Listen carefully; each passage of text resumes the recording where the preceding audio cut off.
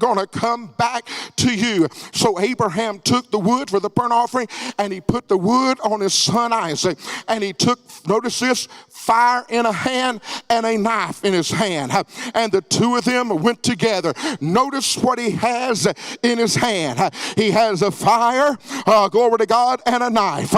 He has obedience and faith in his hand. How in the world do you get that, Pastor? Obedience is the knife that he uses to kill the sacrifice. Fire is the obedient faith that the flame that will purify and burn the sacrifice that it is received unto the Father. He's got both in his hands, and his son's got the wood.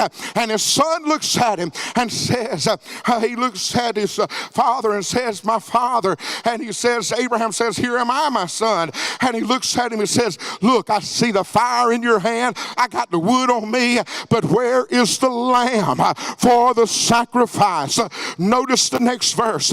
In verse 8, Abraham looked at Isaac and said, my God, my son God, Jehovah will provide for himself the lamb for the burnt offering. So the two of them went together. Listen, they went up there, and faith is starting to work in his life. He doesn't know how, he doesn't understand it, but he knows he's come to a place in his life. I've got to obey, and I got to have faith. Even if I think that obeying God is the craziest thing I've ever done, even if I think obeying God is the weirdest thing I've ever done, even if I think obeying God is out there somewhere, I got to obey, and I got to have faith that God's going to take care of it. And the Bible said, and they, excuse me, and they came to the place.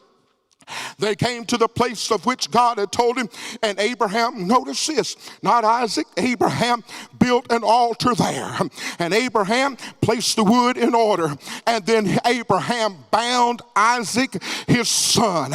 Glory to God. He bound Isaac, his son, and laid Isaac on the altar upon the wood, and Abraham stretched out his hand and took the knife to slay his son, the knife of obedience.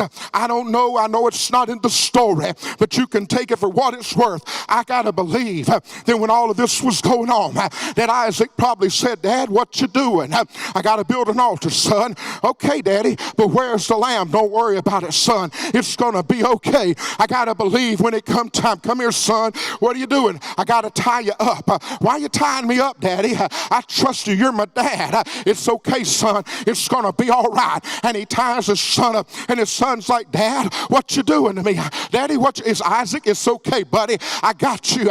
And he ties him up hand and foot. I don't believe Isaac never said, I heard somebody said Isaac didn't say a word. I don't believe that. I believe Isaac probably was like, what are you doing, Dad? I don't understand. And I believe Abraham's heart was breaking, but he tied his hands and his feet. And when he laid his son down on that altar, Isaac was probably going, Daddy, what are you doing? I'm going to obey God's son. I love you, but I got to do what God said. But it's going to be okay, because God's going to take care of it all. I don't know how God's going to take care, but Daddy, why are you putting me on the wood?